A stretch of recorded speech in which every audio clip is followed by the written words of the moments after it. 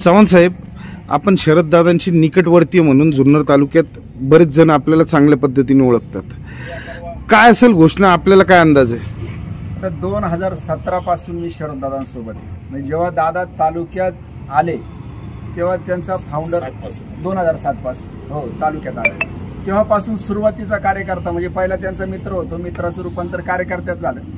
आणि मग तेव्हापासून काम करत असताना त्यांनी तालुक्यामध्ये अनेक अशा गोष्टी केल्या का जे कुठल्या राजकीय नेत्यांनी नाही केलं, जे सर्वसामान्य जनतेला भेटलं नाही. विकासाच्या पलीकडे जाऊन त्यांच्या नवीन नवीन युक्त्या असायच्या.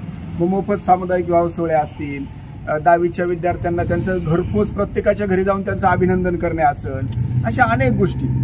तर हे सगळे प्लॅन जे कोणाला न सुचणारे होते.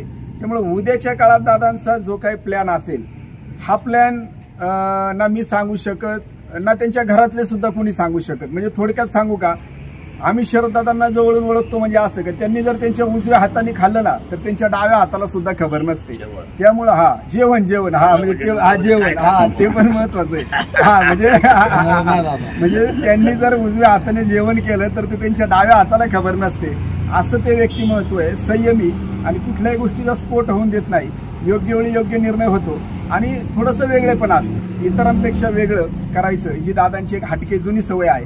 आणि त्याबद्दल कोणालाही कल्पना नाही. जशी छत्रपती शिवाजी महाराजांचा इतका मोठा पुतळा त्या ठिकाणी होणार होता, कोणाला खबर नव्हती, तशीच आजची गोष्ट आहे की कोणालाच त्या गोष्टीची खबर नाही. ती तेव्हा 6 वाजताच कळेल. दीपेश भैया, आपण पण सोबत आहे.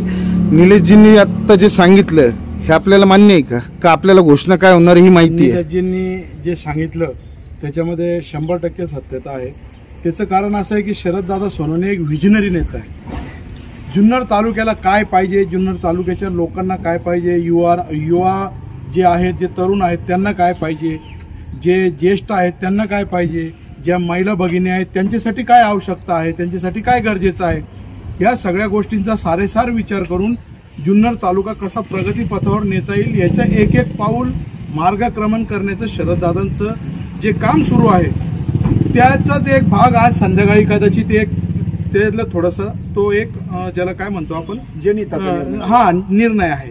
त्याच्यामुळं तो काही जरी निर्णय असला तरी दादा जो काही निर्णय घेतील त्यांच्यामध्ये आमचा खारीचा वाटा जो काही आवश्यकता असेल तो संपूर्ण देण्याचा या ठिकाणी आमचा मानस आहे. उद्या दादांनी कोणताही निर्णय घेतला की राजकीय असो की तुतारी गटात जावं किंवा माशाल गटात जावं तर तुम्ही दादांसोबत राहणार का? 100% दादांसोबत राहणार आहे.